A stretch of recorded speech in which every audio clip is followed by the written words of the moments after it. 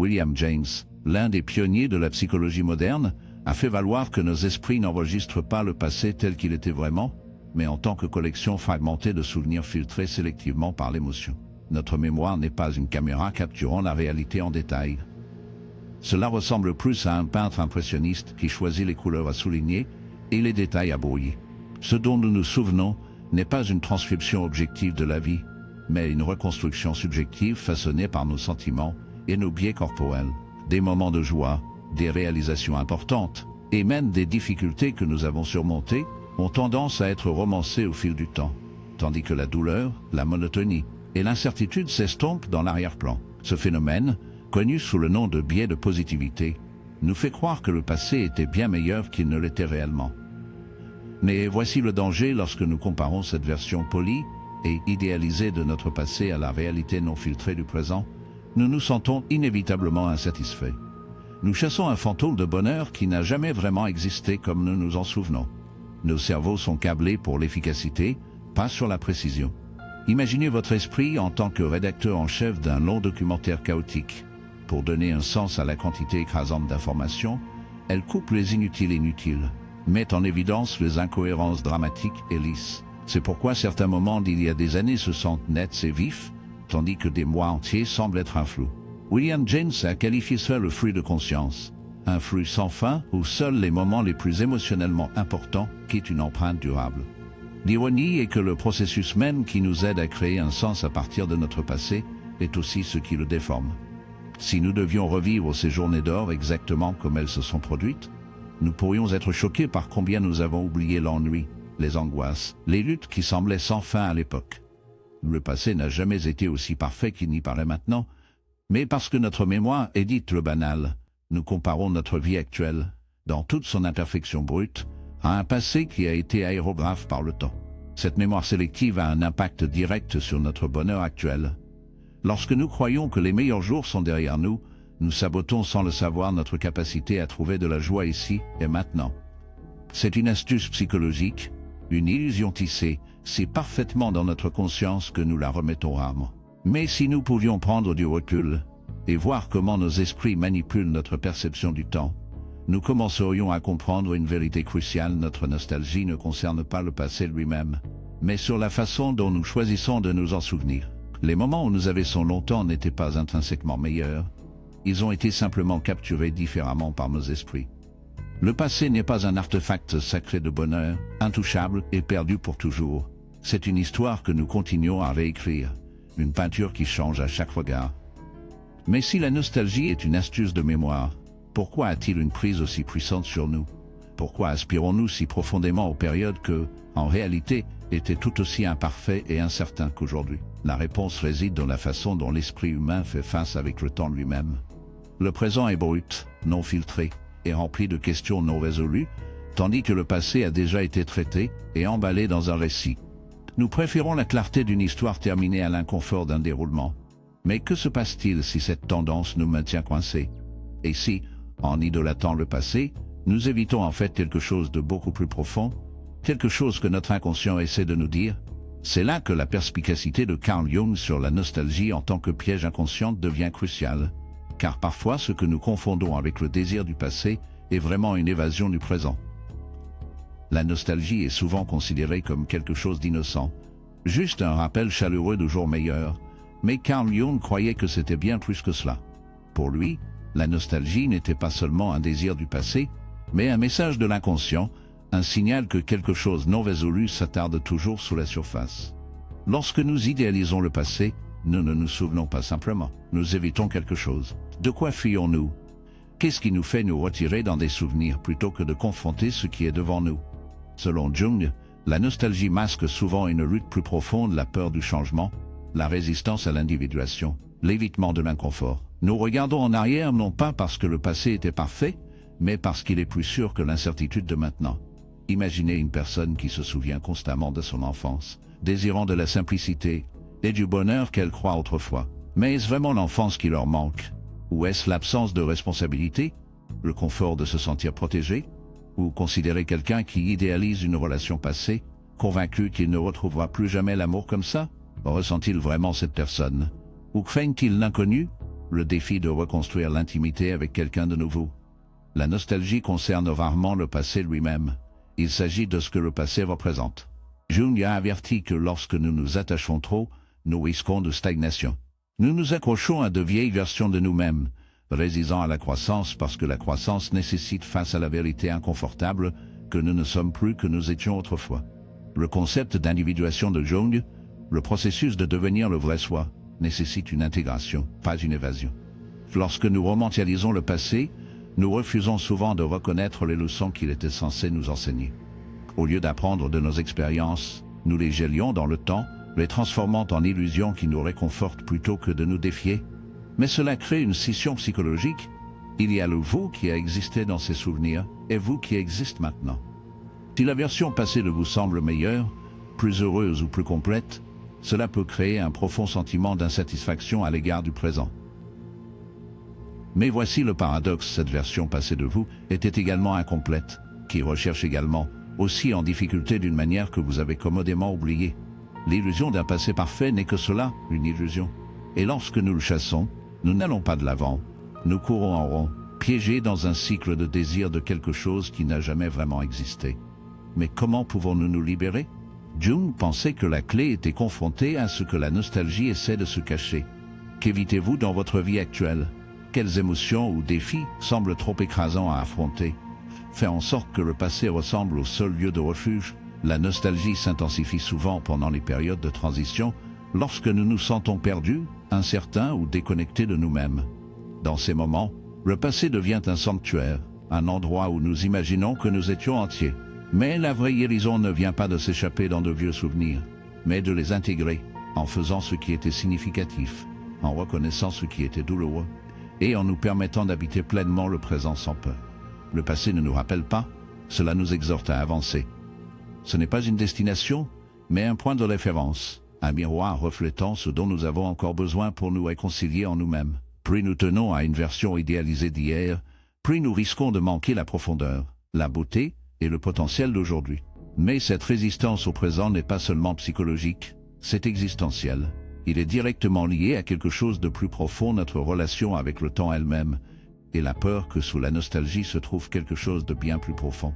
La peur de l'impermanence. C'est là que la perspicacité d'Ernest Becker dans le déni du temps devient cruciale, car parfois ce que nous confondons avec le désir du passé est vraiment une tentative inconsciente de nier la réalité du présent.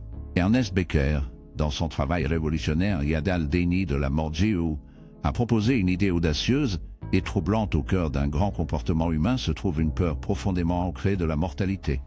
La tendance humaine à idéaliser le passé n'est pas simplement un désir de meilleur temps.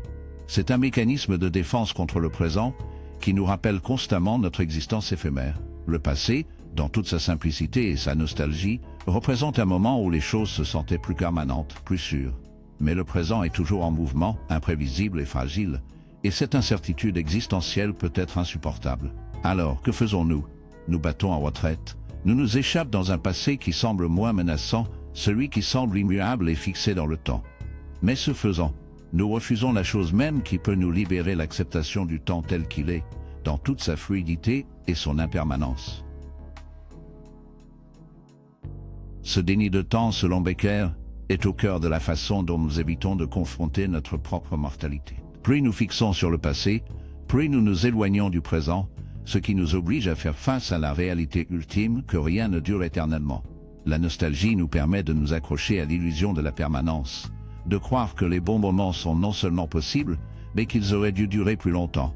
Mais voici le hic, cette illusion est un piège. Plus nous aspirons au passé, plus nous oublions que nous ne pouvons pas le revivre, qu'il n'était jamais aussi parfait que nous nous en souvenons, et que son passage était, à sa manière, une préparation pour le passage du temps lui-même. Lorsque nous refusons du temps en faveur du passé, nous ne refusons pas seulement le changement. Nous refusons la croissance. La peur du présent, motivée par un déni de temps inconsciente, se manifeste à bien des égards. Il peut apparaître comme une anxiété, comme un désir de stabilité, ou comme une nostalgie implacable qui refuse de lâcher prise. Nous nous disons que si nous pouvions simplement revenir à la façon dont les choses étaient, nous retrouverions la paix. Mais ce désir est, en soi, un refus de s'engager avec la vraie nature de la vie, qu'il va toujours de l'avant, toujours en flux. Le temps ne s'arrête pas pour nous de le comprendre. Il n'attend pas que nous rattrapions le moment. Et plus nous rejetons le présent, plus nous risquons de stagnation.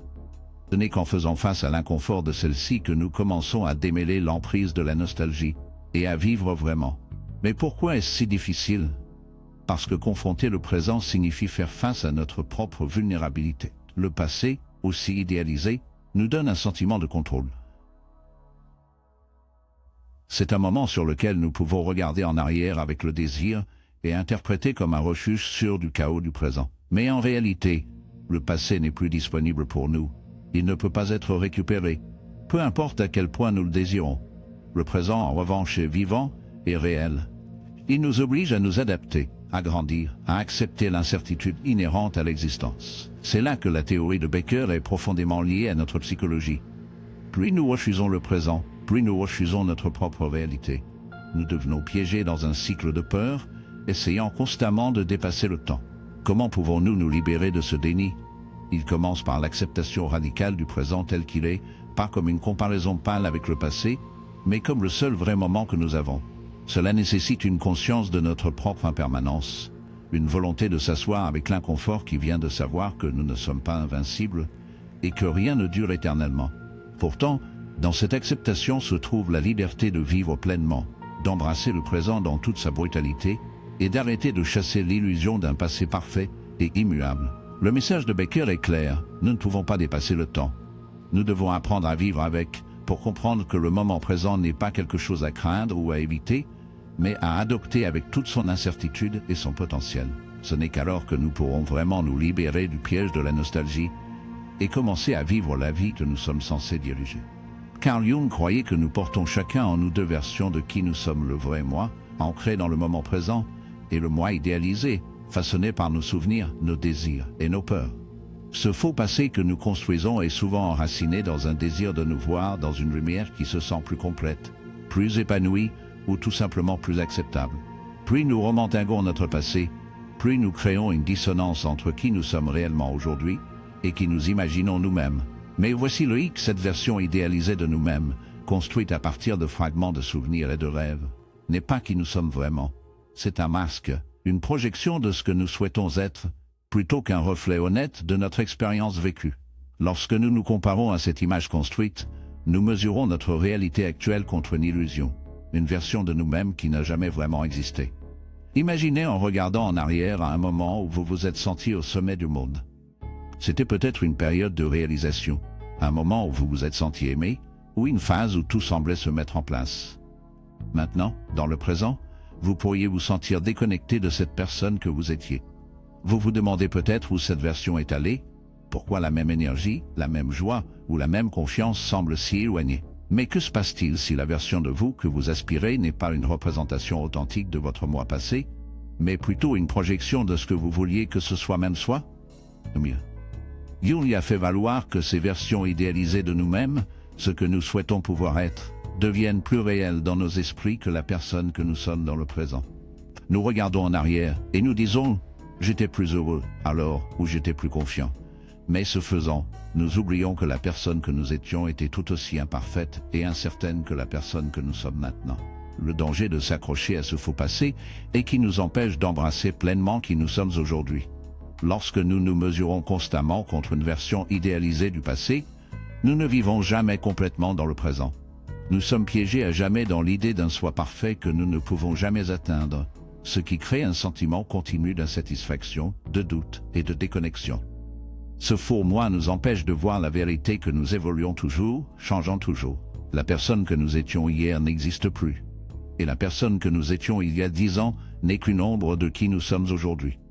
Pour vraiment aller de l'avant, nous devons libérer notre attachement au moi idéalisé et embrasser l'authenticité de qui nous sommes en ce moment. L'idée de Jung du faux passé nous invite à réfléchir aux histoires que nous nous racontons sur qui nous étions. Il ne s'agit pas seulement de laisser aller le passé, il s'agit de démêler l'illusion que le passé tenait une version parfaite de nous-mêmes que nous ne pouvons plus jamais atteindre.